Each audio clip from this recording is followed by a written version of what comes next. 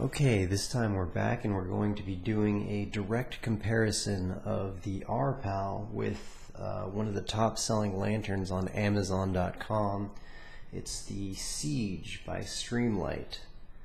So first we're going to take a look at the exterior features and do a quick comparison. As you can see, the Streamlight Siege is a relatively large device. It's about a little over 7 inches tall.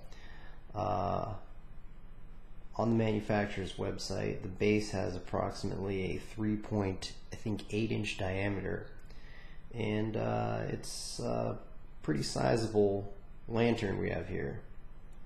Now, compared to the RPAL, which is just over 4 inches tall, it seems to be a lot bigger.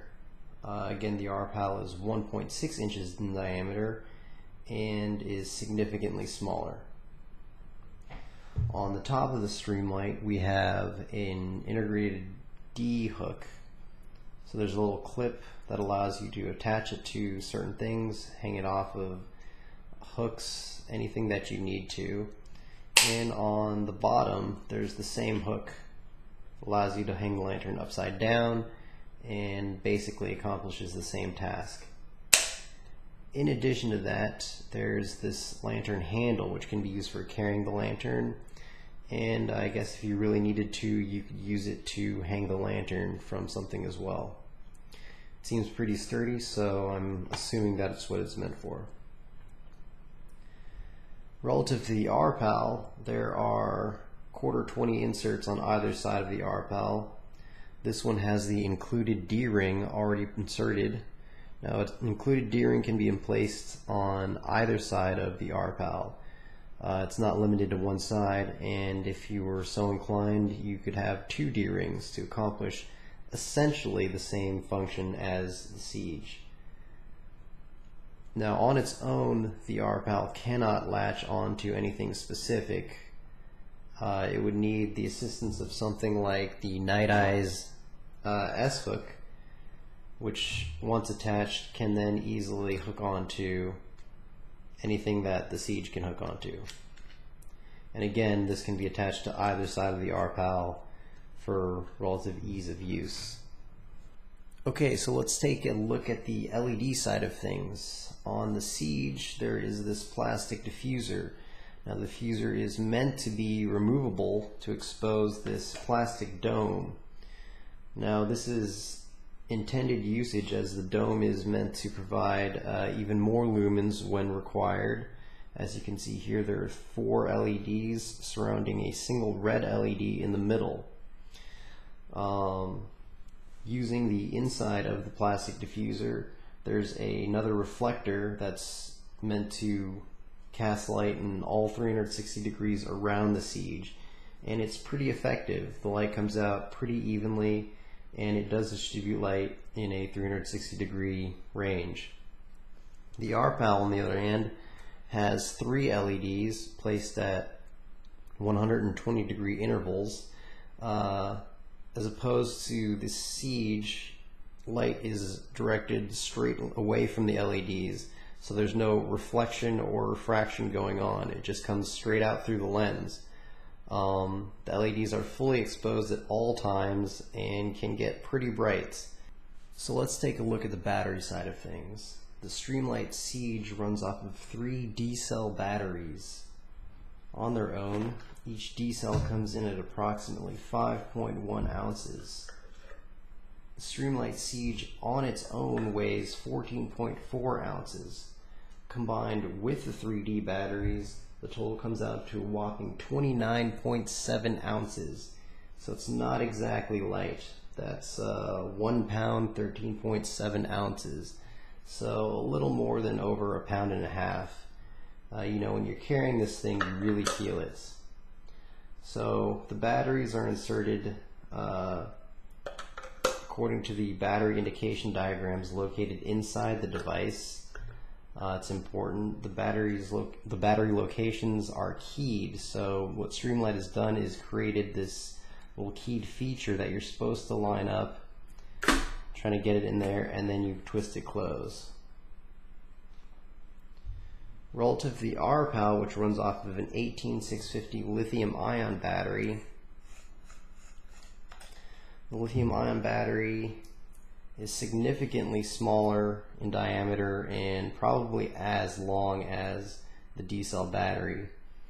The RPAL combined with the 18650 cell comes in at approximately 4.7 ounces, or quite a bit less than a D-cell battery. Now inside the RPAL there's a little protective piece of plastic that allows the battery to be inserted only one way. This is to help protect the battery and the device from improper insertion. You simply place the battery in positive side down, screw on the top, and you're good to go. Onto the controls. The Streamlight Siege has a single button that's used to control pretty much everything, whether it comes to turning the device on or off, or to switch between modes. You can even see here it says hold button for red/white. The Siege has 3 brightness modes, high, medium, and low, as well as a red mode in which the device turns on red for night vision and does SOS as well when in the red mode. The RPAL has several buttons, 1 for on and off and 2 for brightness adjustment. The brightness adjustment buttons are used to transition between 15 brightness levels, as well as the beacon and SOS modes, and to activate or deactivate the automatic shutoff. So those are the controls. Now let's discuss user interface. The Streamlight Siege has a single button which is used to toggle between modes, as well as cycle through brightness settings for each mode. The device must first be powered on, and then there's a 1.5 second window in which the user must press the button again to cycle modes, change brightness settings.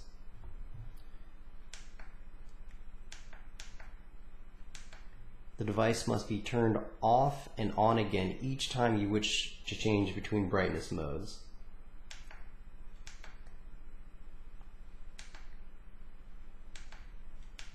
Each time the device turns on, it starts at full brightness. To change modes, you must first turn the device on, then hold the button for approximately 3 seconds. In red mode, there are 2 brightness settings. Just plain red mode, and then there's SOS mode. Again, in order to cycle between settings, you must turn the device on, and then within 1.5 seconds you have to press the power button again to switch modes. And this is SOS mode.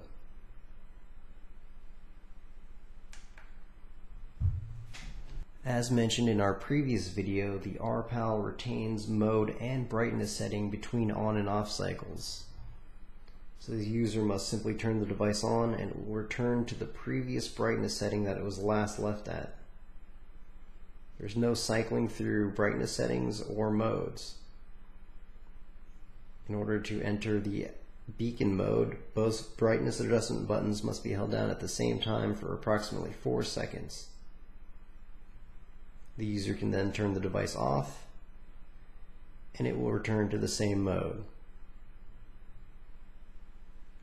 This is independent of beacon or SOS mode. Unlike the Streamlight Siege, the RPAL has a beacon mode, whereas the Streamlight Siege only has an SOS mode. In order to enter the SOS mode on the RPAL, you first have to enter the beacon mode, and then repeat the same system or sequence of events to enter the SOS mode.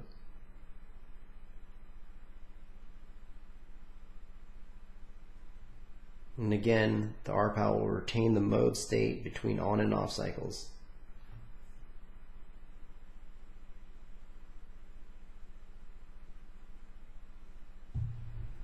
So as far as modes and brightness settings goes, that's pretty much it for the Streamlight Siege. The RPAL has one additional feature, and that's the automatic shutoff mode, in which you can enable it and the device will shut itself off after 15 or so minutes of time after warning the user.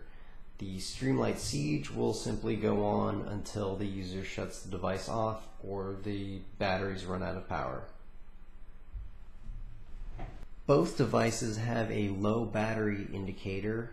The Streamlight Siege has a power button that is illuminated while the device is in operation.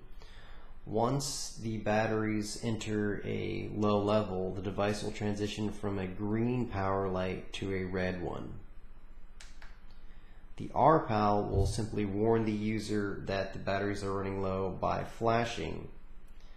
This occurs at approximately when there's 10% of battery left, and then the RPAL will continually warn the user until it eventually shuts itself off. Both the Streamlight Siege and RPAL are waterproof. The Streamlight Siege has an IPX7 rating, while the RPAL has an IP67 rating. This means that the RPAL is both waterproof and dustproof, while the Streamlight Siege is simply waterproof. Both devices have two O-rings. There's one on the Siege where the diffuser connects to the main body, and there's one where the base of the Siege connects to the battery compartment. The RPAL has O-rings in similar locations. There's one on the button cap where it meets the lens, and one on the threaded cap where it also meets the lens. As far as runtime goes, the Streamlight Siege is rated at approximately 295 hours at the lowest brightness setting, and the RPAL is rated at 300 hours at the lowest brightness setting. When it comes to the LEDs, the Streamlight Siege uses Streamlight's own C4 format LED. They're rated at a max output of 340 lumens at full brightness, with a color rendition index of 5,667 with the diffuser on, and a color rendition index of 6,211 with the cover off. The RPAL uses Cree's XBD series LEDs. They're rated at 309 lumens max outputs at 3000K color rendition index. So the RPAL ends up being a much more warmer, earthy tone type of light, while the Streamlight Siege ends up being a bluer, debatably whiter, and significantly cooler type of light. So I hope you guys found this video informative. Please like us if you did. Be sure to stay tuned on this channel and on our Twitter page linked below for updates on our product. And stay tuned for our next review, which will be of the Rayovac Sportsman. Until next time, I'll see you guys then.